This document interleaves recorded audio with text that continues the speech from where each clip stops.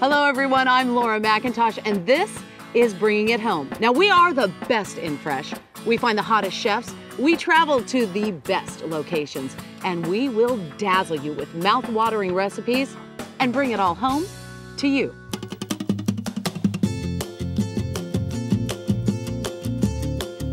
That's bigger than my head.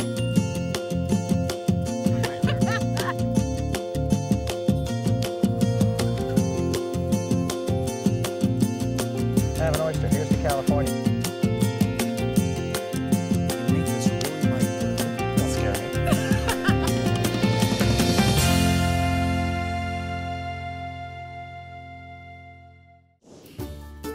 Well, hello everyone, and thanks for joining me. And we're cooking it up and bringing it home to you, nice and fresh. Today I'm in Linden, California, standing right in the middle of my cousin's beautiful cherry orchard. Now today you can see I'm picking golden cherries as opposed to red, beautiful Bing cherries. Does that sound funny? Golden cherries? Well, these are the Rainier varieties, sweet and juicy. We're gonna show you what to do with them today. We've got some great recipes to share with you that you're going to want to do at home. All that and a whole lot more today on Bringing It Home.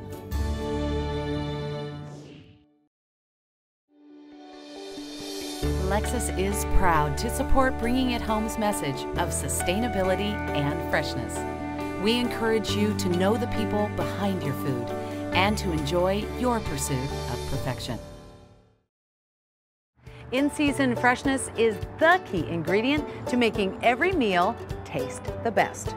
So here's a look at what's fresh around the country. No matter where you live in the country, whether it's the East, the West, the South, or Middle America, here are my top 3 picks for what's fresh in each of those areas during all 4 seasons. If you're in the East during the spring, look for things like fresh chard, asparagus, and herbs. If you're in the West, here's what's fresh: apricots, cherries, and asparagus. We've got plenty to choose from in the South: okra, pole beans, and peanuts. For those of you in the Midwest, look for carrots, morels, and spinach. So now you know, creating easy and delicious meals is a snap. The key ingredient is to keep it fresh.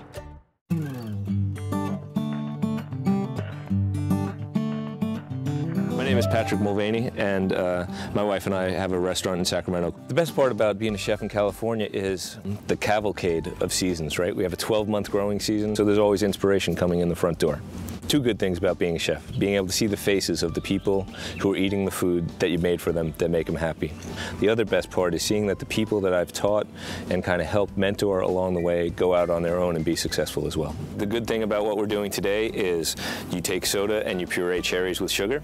You make a little bit of vinaigrette and mix it together with some lettuce. Deep frying a chicken, pretty easy to do, but the best part is that the dessert, pancake batter, poured over cherries, put in the oven, taken out of the oven, and put in your stomach. All right, everyone, it's time to start cooking.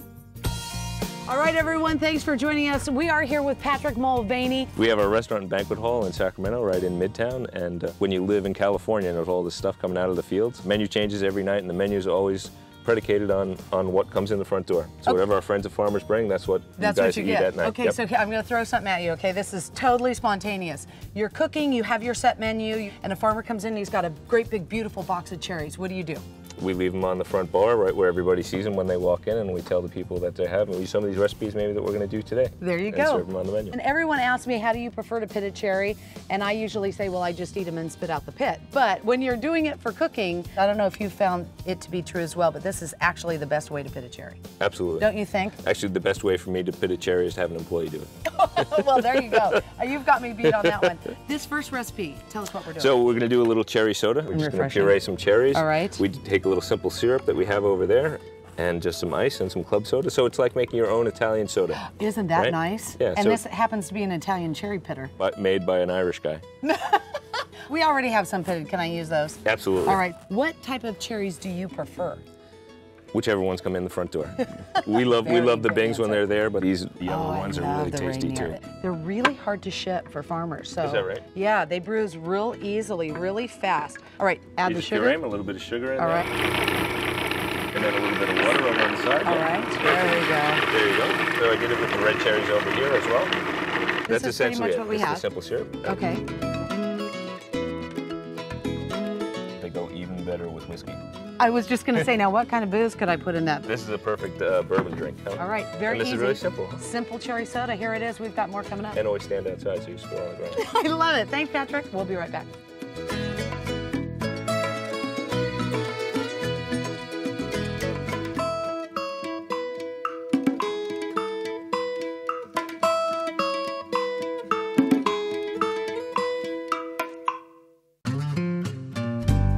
Did you know eating approximately 20 tart cherries a day can reduce headaches?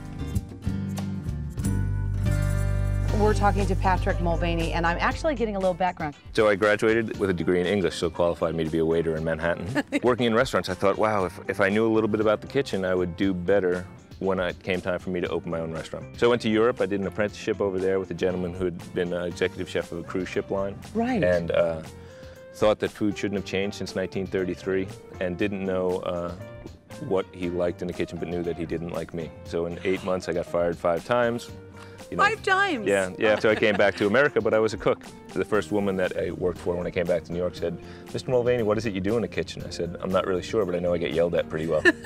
And then I came up here to go to graduate school at UC Davis. I realized that I'd fallen in love with Sacramento and everything that grows here and everything that's available here. Although my mother would be happy to have Dr. Mulvaney on someone else's door, she was going to have to wait another generation. This recipe is so simple and easy. It's not going to tax your skills at all, but maybe us at home. Show us how to do it like you do it in the restaurant. We're going to make a little frisee salad. Okay. With bacon, blue cheese, and cherries. All right, let's dice this up. And while you do, let's explain to everyone the frisee. It's got this beautiful, fresh, bitter almost flavor, Yes. and then the sweetness of the cherries and the richness of the blue cheese is going to come back to combine together to make it balance out. So that's when I tell a lot of folks when they want to change or substitute the recipes, a lot of times you can, but there are certain reasons why you put certain ingredients with each other. It's a perfect pairing. Right, and in this case, the blue cheese and cherries is just fabulous, huh? Oh yeah, And then great. with the salad dressing, so salad dressing is just some shallots minced. We always mush the garlic. So you put a little salt on the garlic, and then cut it. You're making a paste. Yeah, so we do this in the restaurant. When we do a lot, we'll use a mortar and pestle, like you might Yes. use for guacamole, and you can use the same thing. But if you put in a lot of salt, then you see. Oh my gosh, what a fantastic idea. 7 seasons of bringing it home, different chefs all over the place. I've never seen that. If you cut garlic, then you're going to get little chunks in. But now you Right. have this beautiful paste. Now we're not going to use this all, and I'm glad we're standing outside because we can just I go. would use it all actually because Right, I love like it, that. but wow. And we're just using this to make a regular vinaigrette. So you're going Okay. to get that whisk, All right, and you're going to put in a little teaspoon of mustard here, and you're going to just start whisk. whisking, and we're Okay. going to put in a little sherry vinegar. Okay. And now here again, sherry vinegar. Folks at home have regular red wine, okay? Red wine is good, or champagne vinegar. I just thought that the sherry was a little darker and would go nicer with the cherries, a little more richness in there. Anytime that you're doing any kind of salad dressing, just as a regular guideline, 1 part of vinegar, 3 parts of oil. Okay, tell me 3 parts, and I just count. 1, 2. Yes, and then we use our most important, Our tasting tool yep, is our uh-huh. finger. I love it. And then you can see a little salt, you put a little pepper in Pepper here. in there. Now this, you can save, for a couple of days. And that's it. And that's it. And Okay. now you have your vinaigrette. We're gonna put a little blue cheese in Okay. here. All right. And then we're pitted gonna put a couple of cherries in here. And you're we wanna using Rainier. throw that on top. Okay. So let's throw half of that on and then see what happens. When you're standing next to a chef and you're doing their recipe, you can hear them almost going, oh, don't pour that much, because they do it a little bit different in the restaurant than we do it out here. So thank you for being patient with me. We speak a little different if you're employed by me, yes. Once you become a cook, it's not agriculture anymore, it's garnish. It's garnish. I love it. Here's a fork for you and a fork for me. We're going to try this right now. You ready? Yep. Let's do it. Oh, this looks beautiful. I love that. Oh my God. That vinaigrette is fantastic.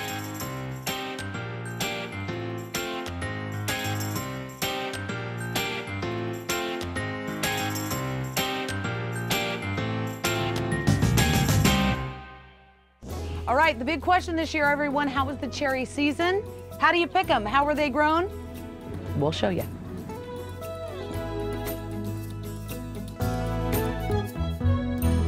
Farmers eagerly await, pickers stand by, consumers have been waiting all year for the bright, sweet, succulent red superfruit. Here in California, cherry season looks promising. The good news? You can plan your summer cherry dishes no problem. No one will have to be without that lovable, delightful fruit. The vast, gorgeous cherry farms will provide us with beautiful, tasty, delicious cherries this harvest season. Cherry harvest is a true art. The fruit is highly delicate, demands to be harvested quickly and handled with abundant care. The workers must operate with gentle hands throughout every phase of the harvest, from picking, rolling out into boxes, transferring around the orchard, to keeping cool while being transported to the packing house.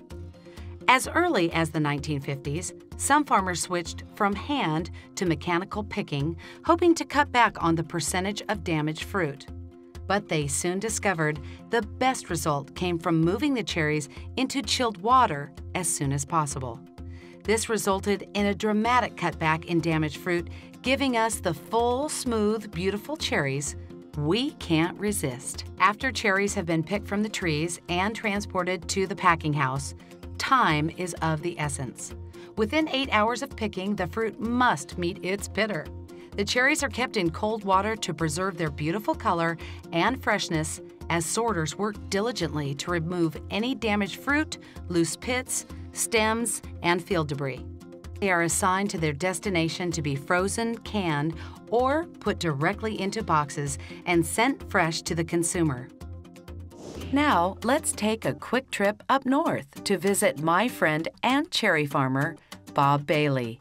We'll hear straight from the source what it's like growing cherries in Oregon. We are here in the Dalles, Oregon. The Dalles, right? That's right. The Dalles. We are right here amongst beautiful cherry trees. Third generation farmer here in Oregon, and I just want to ask you a few things. The Mount Hood is right across the way. I can see it from here actually if I duck down, and you have these beautiful cherries growing on this hillside. I need you to explain to us how these cherries grow in this climate, in this area. Well, we have a very dry climate, and the hills make it possible to avoid frost because cold air floats downhill, and also low humidity because we don't get dew and stuff around the trees, and so disease and stuff is not a problem. There's only a few places in the world where cherries are ideally grown. This is one of them. This is one of them. Perfect. We were talking a little earlier, your daughters are getting into the business, you have grandchildren. Let's talk a little bit about generations of farming, how it's changed from when you started to now, and what you'd like to see in the future. Well, it's changing for one thing. One, farmers, and I think orchards especially, made it by working hard when I started. You put in long days, and now it's more of working smart and making good decisions. That's right. What would you like to see in the future? I would like that to continue, and I'm sure they'll improve on the quality side and the efficiency side, but they're very capable, and I think they'll pull it off. All right, Bob, let's talk about this variety that's here, and when do you pick this variety? This is the variety Sweetheart. It's probably 8 to 10 days away from harvest. Okay. You see that they're kind of bright red now, yes. And the sugars are probably only 15 bricks. We like them to be 17 or 18, and that means we're 8 or 10 days off. How do you test the bricks? The best test is just to eat one. Oh yeah, and if they're nice and sweet, it's time to pick. That's right. How many times will you come through this field? We'll go through one time. These cherries will all ripen at approximately the same time. It's about a 3 or 4 day window when they're perfect for harvest. I think everybody wants to know, and if they were here would want to ask you, okay, you taste the cherries, you know they're sweet, but what's the best tasting cherry? What's your favorite? Bing's. Bing's the thing. That's right. Thanks, Bob. Did you know Shakespeare used cherries as a symbol of love and romance in A Midsummer Night's Dream? All right, everyone, we're ready for our next recipe, which is really fun and easy to do. And we're gonna demystify some names of cooking and how to do things simply and easily at home with this recipe. We're gonna do a tempura battered Cornish game hen with a Bing cherry gastrique. See, tempura. Let's break that down. So just a little bit of cornstarch, and we put that in with an egg. Okay. And then a little bit of salt, and then whisk it together. So all these recipes are on the website too. That's right. Now, and they actually work. And So, they actually yeah, work. We we're pretty love excited. those. So when you say tempura, it is just then a batter. And it's just a light batter. Because a lot of folks think tempura, they think deep fried, but that's not it. It's the batter. It's the batter. Okay, yeah. all right. So And that's you know the that style. one. The and style. now the gastrique. Gastrique. What is that? Break that down. So gastrique just means something good for your stomach in French, right? Right. So a gastrique, though, in thinking about how to make something a little healthier, a little lighter, sugar and some vinegar Right. and the cherries. Perfect. Right? Those words sometimes scare people away from doing a recipe. They do, don't they? Yeah, they do. And I don't want that because it's very simple. Look what you've done. And this is it. That's it. So the sugar and the cherries are going to go in, and then we're going to make a caramel out of them. So that is gastrique, a dry pan. So the recommendation here is non-stick. Yeah. All right. Yeah. Well, you know what? It's not going to make that much difference because you're going to deglaze with the vinegar, and everything's going to come off. All right. And deglazing, no secret there. It's just pulling up all the yummies on the bottom of the pan. Right. So we make gastrique, and you can do this. You can do this with other juices as well, but since we're using the cherries, see, you're going to mush the cherries down so that they're going to go in. So with the other recipes, sometimes you don't want the pits, like you're talking about just eating them off the tree. Yeah. But we leave the pit in because it's going to give it a little bit of almond flavor. You want to know something? I was going to give you a bad time and go, Patrick, you didn't get all the pits out, but that was on purpose. All right, a recipe where you can leave the pits in. That's my kind of recipe. Because we're going to strain this all out, right? Exactly right. The cherry is a cousin to the almond. That's why you get that. Oh, is that right? Yes. I didn't know that. Yes, it is. See? How about that? Now I have something I have to go learn and look up. Yeah, you're going to have to look that up, that's for sure. It's really turning that sugar red. Yeah, so see how the cherry goes out in the sugar, and then see you're looking at the brown, right? Yes. On the outside. So that brown means that you're caramelizing. And you can smell it. You can smell the caramel coming out. This is where, for me, I would say, Patrick, when it starts to turn that brown, that's when you want to add the liquid, right? Yep. Okay. Otherwise, will it burn? I mean, there's a chance. It'll burn all the way through, right? And then we. Yeah. See, he knows. That's good. Actually, we're going to take a little more vinegar. Okay. And we're straining it, right? And then we're going to strain that back into that pan that we got the cherries out of. Okay. Now, why did you add a little more vinegar? Well, because it wasn't quite tart enough. You can taste it if you want. Okay. Right. Ooh. So I will tell you that the caramel is very, very hot and very, very dangerous. Okay. But as soon as you put the sherry in, right, the vinegar in, then it's going to be nice. It's going to be just water, so it's just going to be warm on your finger. And when we talk about the caramel, because we had the sugar, then we had the cherries, that's that brown color. It turns to caramel. So see how you have the caramel color there? Yes. That is a gastrique, everyone. There it is, right there. Yep. That was easy. That's pretty easy. Yeah. I'm going to move this over here. And we're going to take our chicken. Okay, now you're using, we're going to, at home, probably use chicken. What pieces of chicken would you? So we used a Cornish game hen, or we can use a quail. You could use rabbit. It's probably really good. Ooh, I bet that would be good. So and the idea is that the crust is going to give that gastrique something to hold on to. So we're going to toss this chicken after it fries in the gastrique. All right, so I want to talk to folks too about deep frying because, again, really popular, but a lot of folks are thinking, oh, it's unhealthy, you shouldn't deep fry. The real trick here is when you're deep frying to use good olive oil, and if you do, it doesn't stick to your food as much. Right. Isn't that correct? If we're using fresh oil, right, and then that fresh oil is going to not absorb in, right? You're just going to make that little crust on the outside, right, to make it look tasty. So it really is a misnomer that folks say, oh my gosh, anything deep fried is terrible for you. No, everything deep fried tastes good. Well, that's true. That's for sure. That's the ticket. And then for folks at home, when we're deep frying, give us kind of a time parameter. 5 minutes or so. And so what you're looking for is a nice deep golden brown. If you have a thermometer at home, you want to get the oil to about 350. To taste whether the oil is too cold, then it's soggy and it'll soak in. Right. But if you take a little cube of bread and throw it in, and the cube rolls up and gets golden, you take it out, and then you can taste from the bread whether it's ready. Right. And then we're going to make our little plates. All right. Now you've already made the couscous, and it is on our website, bringithome.com. But really quickly, I say it's like pasta or rice, right? Pretty much that's how to make it. Okay. And it's pretty simple to make too.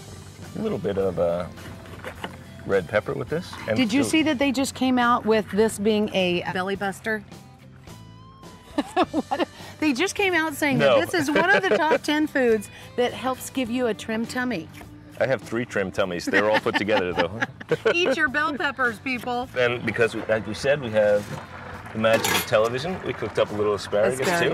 And this we did with just a little bit of saffron, just to make it a little, give it a little better color and some flavor. And then we toss these in here. You know, you might drizzle a little olive oil on top of that if you wanted. I have some.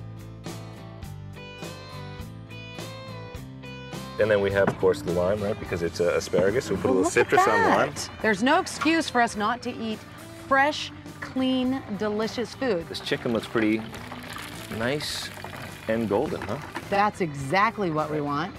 We take this gastrique. Yes, that's what I was waiting for. Some amazing flavor combinations going on here, really. And then just this nice little garnish like that, and a little drizzle around the outside. A couple of cherries. There you go. Voila. And there you go. You got another one done. We gotta taste it. Okay. You ready? I'm gonna take this one. How about that? All right. Where should I go first? I'm gonna use my fingers. Good for you. Right. I'm gonna do the couscous and the cherry. Oh my God.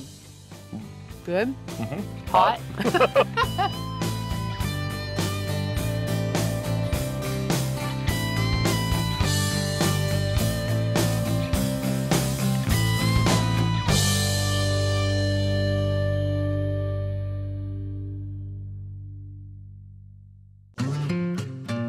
Did you know at one time it was against the law to serve ice cream on cherry pie in Kansas? All right, Patrick just said something and I want to share it with you, and you are so right. Food is fun. Food should be fun. It should it's be fun fun to eat, it's fun to play with, it's fun to see the looks on other people's faces when they eat food that tastes good too. Do you love that? Yes, that's why we do what we do. Everybody really and truly at home wants to do things that you guys do in the kitchen. We can't do it every day, but at least weekend warriors, we're in for it. You know, we want to try it. Absolutely. This recipe, breakfast, lunch, or dinner, you could eat it any time. Absolutely. It's called clafouti, and it's a pancake batter that's whisked up. It takes about as long as the vinaigrette that we had on the salad. It takes that long to make. Okay. Pour it into a buttered ramekin with pitted cherries or not pitted. The French traditionally don't pit them because they're French. I would make fun of you if I ate this and there was a pin in it. I'd go, Patrick, really a pit? Right. Come on, you've got But if there were 14 pits, then you'd know I meant it. That's true. So that's it. It goes in the oven. 350-degree oven, about 25 minutes. You see it's nice and brown here. Oh, it's beautiful. Finishing touches. What is that? Okay, this goes into an oven, right? And then you take it back out. Ouch, ouch, ouch, out of the oven. Oh, it's hot, it's hot. Right? Yeah. Just wave it. And then we have some creme fraiche. You could use whipped cream or ice cream. Oh, I think ice cream. But creme fraiche is just... So creme fraiche is like sour cream. Heavy cream. Right. That has a little bit of buttermilk in it, and it cultures outside for about 48 hours and thickens up, just like you see here. Yes. And this, we took a vanilla bean. You can see all the specks. Yes. And just scrape the vanilla bean in. We're going to put a few almonds on top, right? And then because out front of the restaurant we have mint growing. Of course you do. You just put a little sprig of mint on, and there you go. Patrick Mulvaney, you did another recipe that was fun and easy, and everyone can enjoy cherries at home in a variety of dishes. Absolutely. I love it. Let's taste it. Ready? All right. Here you go. This is the best part. Not very tasty, huh? Oh, breakfast all the way. Or lunch, or dinner. Either way.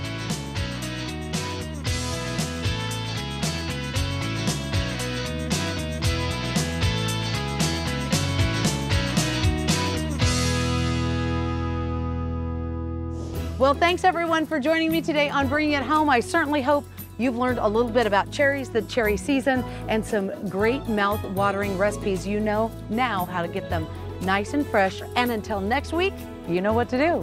Keep it nice and fresh.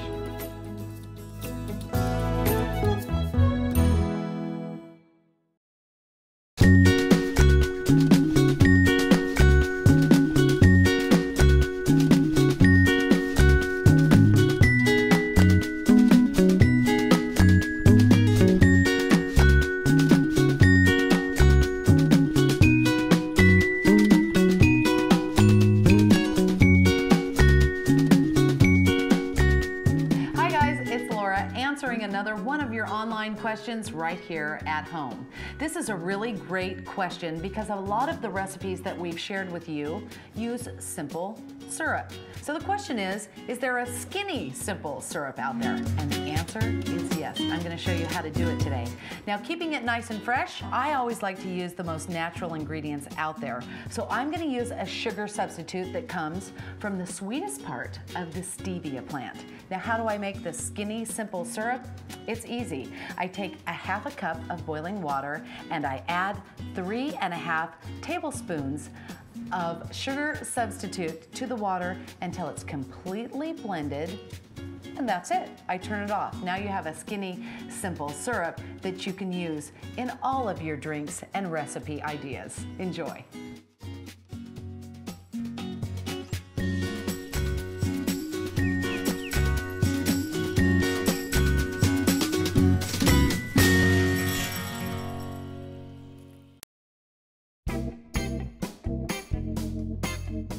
Next time on Bringing It Home, watch me and celebrity chef John Besh bring home mouth-watering Italian dishes that will feed your family. I want to take that home to my wife.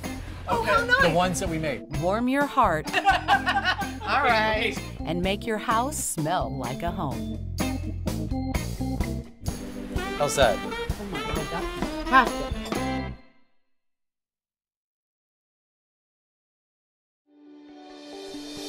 Lexus is proud to support Bringing It Home's message of sustainability and freshness.